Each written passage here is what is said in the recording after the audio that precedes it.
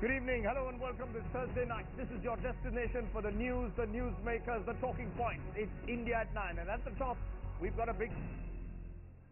But first tonight, that big breaking story here on India at 9, a CNN-IBN special investigation that exposes how money is being brazenly laundered in and out of India. Trustees of one of the most famous hospitals in the country have siphoned off crores of rupees into foreign accounts via the Hawala route.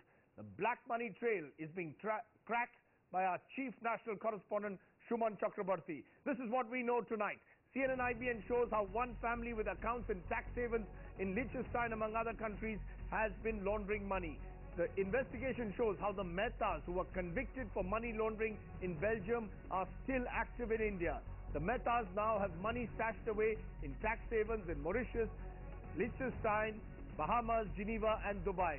The brothers Prabodh Kirtilal Mehta and Rashmi Kirtilal Mehta and their sons are trustees of Mumbai's Lilavati hospital. CNN-IBN exposes how the Mehtas have siphoned off hundreds of crores out of this hospital in the last 9 years. Medicines purchased for rupees 500 crores in Lilavati between 2002 and 2010, rupees 250 crores diverted to tax havens. In 2007, Prabodh Gupta was convicted of money laundering, fraud and forgery in the diamond business in Belgium. The Mehtas also became shareholders in ING Vysya Investment Management in 2003. Shumon with our top story tonight. Two brothers, Prabodh Kirtilal Mehta and Rashmi Kirtilal Mehta. Their names figure in a list of people being probed by the government of India for alleged black money accounts overseas. The list was exposed recently by CNN-IBN. The Mehta brothers own this trust, Sokalo Stiftung, in the LGT Bank in Liechtenstein. But along with their sons, Chetan and Bhavin, the two brothers are also trustees of Mumbai's 5-star Lilavati hospital, where maximum cities rich and famous rush when they fall ill.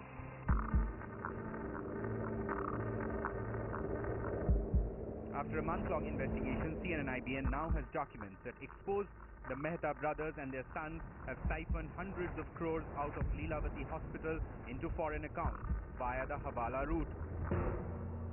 Between 2002 to 2010, nearly 500 crores were spent on medicines and pharmaceuticals at Lilavati hospital. Of that, nearly half, 250 crore rupees, were diverted via Hawala into bank accounts at several tax havens. In the same period, nearly rupees 125 crore were spent on medical instruments at Lilavati. And out of that, 50 crore rupees went into foreign accounts.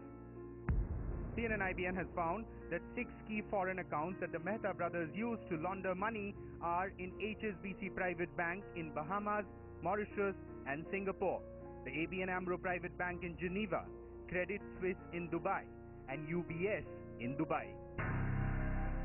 This is the official list of medical suppliers to Lilavati Hospital.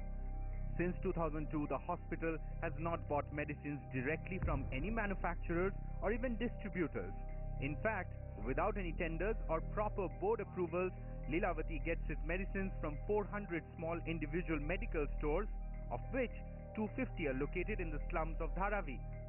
In the Lilavati balance sheets, since 2005, 35 crore rupees is outstanding to two particular companies, Mayfair Realtors and Vesta Limited.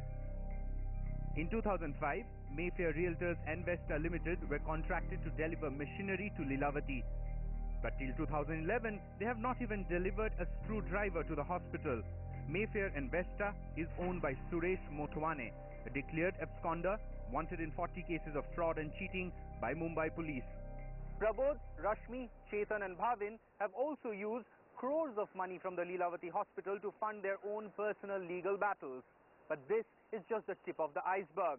The CNN-IBN investigation has found that the foreign accounts in tax havens are not just simple instruments of tax evasion, but are used to facilitate large-scale money laundering. In New Delhi, Shuman Chakrabarti. Okay, now that's the first of Shumon's specials. CNN-IBN also traces the audacious money laundering trail to Antwerp in Belgium, where the trustees of Lilavati Hospital were convicted of money laundering back in 2007. It's a money laundering scam that starts in Belgium, more specifically at Antwerp, the world's diamond capital. This is where Kirtilal Mehta, the man who set up Lilavati Hospital, started Jembal European Sales in 1932. In 1970, he handed over the company to two of his sons, Prabodh Kirtilal Mehta and Rashmi Kirtilal Mehta. But the global diamond trading company has a troubled history. In 2007, Jembal European Sales and its main owner, Prabodh Mehta, was convicted of money laundering, fraud and forgery in Belgium. According to court documents available with CNN-IBN, Mehta was involved in laundering 26 million euros, nearly rupees 170 crore. Prabodh Mehta was sentenced to 6 months in jail and a 3-year probation. And in Israel, Prabodh's son Chetan Mehta was convicted for trying to bribe a government official. And yet, defying all rules of Reserve Bank of India, the Mehtas are shareholders and directors in ING Vaishya Bank and ING Investment Management. ING Investment Management, which handles all the money coming into ING Vaishya Bank as well as independent investment schemes, control nearly 50,000 crore of public money. This is the shareholding pattern of the ING Investment Management. The third shareholder with a 14.34% stake is Kirti Equities Private Limited. This is the first piece in a complex shareholding puzzle aimed at fooling investigators at home and abroad. But CNN-IBN has now cracked the puzzle. Kirti Equities Private Limited is registered at the Mumbai residence of Rashmi Kirtilal Mehta, but it's held by Kirti Communications, a company owned by the Mehta brothers and their sons in Les Cascades in Port Louis, capital of the tax haven, Mauritius.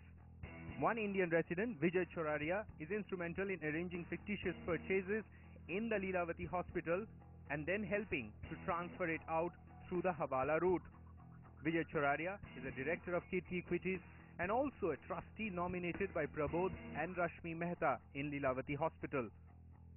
Sources in the Enforcement Directorate say they are also looking into this company, D5 Mauritius Holdings Limited, which till 2010 held nearly 3% in IndusInd Bank. Investigators suspect D5 Mauritius Holdings Limited is owned by the four Mehtas. Which brings us to a few unanswered questions. Why has the government not acted as yet, despite the Enforcement Directorate investigating the Mehtas for long and gathering all the proof that they require? Why has the government not told the SEBI and the RBI to block the Mehtas from holding share in private banks like ING Vaishya and possibly IndusInd? And why have the Mehtas still not been charged under the Prevention of Money Laundering Act? In New Delhi, Shuman Chakrabarti. That's not all again. The Mehtas are shareholders in private banks, but where is their money coming from? Because the CNN-IBN investigation now shows that their flagship business in Belgium is hardly making any profit. Chief National Correspondent Shuman Chakrabarti continues his investigation into the black money trail.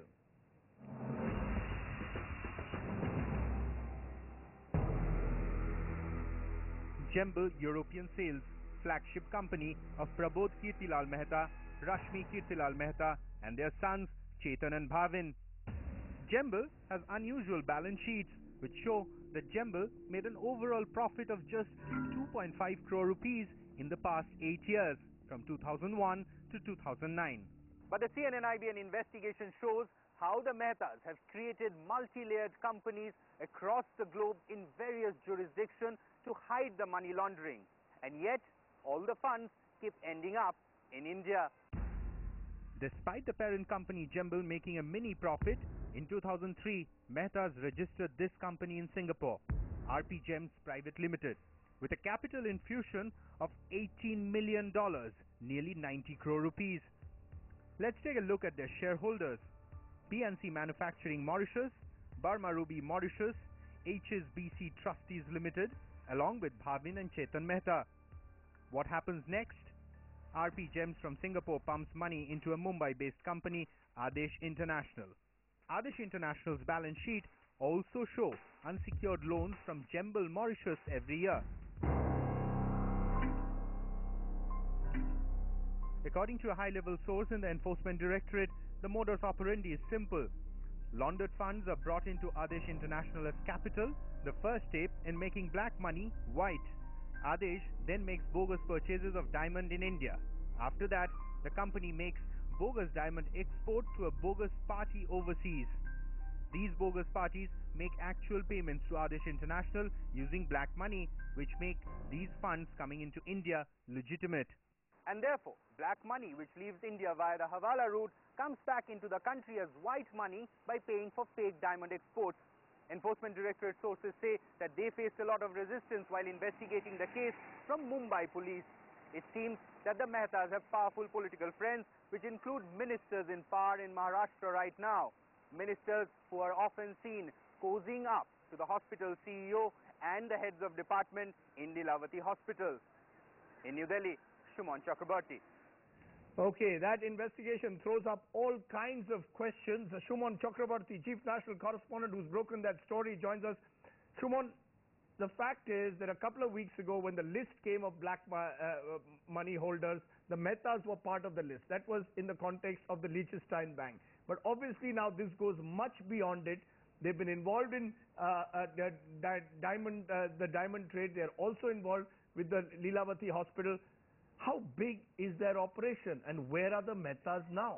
It's a huge operation, Rajdeep, and I can tell you that it's not just the Stokalo Stiftung Trust. The Amrunova Trust also belong in that list we showed about 2 weeks back. That also belonged to the Mehta brothers. If you see all these documents, I mean, there are like thousands of pages of documents here that we have gone through, and all these documents clearly show that this is a money laundering operation that has been going on for several years, and despite that, when money comes into India, the key thing is that whenever a small amount of money comes into India, into any bank account or into any company, immediately a question mark is raised by, the tax authorities. Where have this money come from? Here we see that money kept coming into their different Indian companies, and yet no questions were asked. The fact you're saying is that no questions were asked. For how long has this been going on? And the fact is, as you say, despite their being convicted, they're still shareholders in a private bank. And that raises a big question. Why is not the Indian government acting? Remember, the RBI guidelines clearly say that a fit person has to be a shareholder in a private bank. And that definition of fit person in RBI guidelines clearly say they should not be convicted of money laundering anywhere in the world. In 2007, if you see this document, they have actually been convicted of money laundering. Not just Prabodh Mehta, but the company, which has 4 main directors. The Mehta brothers as well as their sons, and they were convicted of money laundering of 26 million euros. But why has the government then not acted? If all these documents that you have are surely with the government, is it political support that they are getting?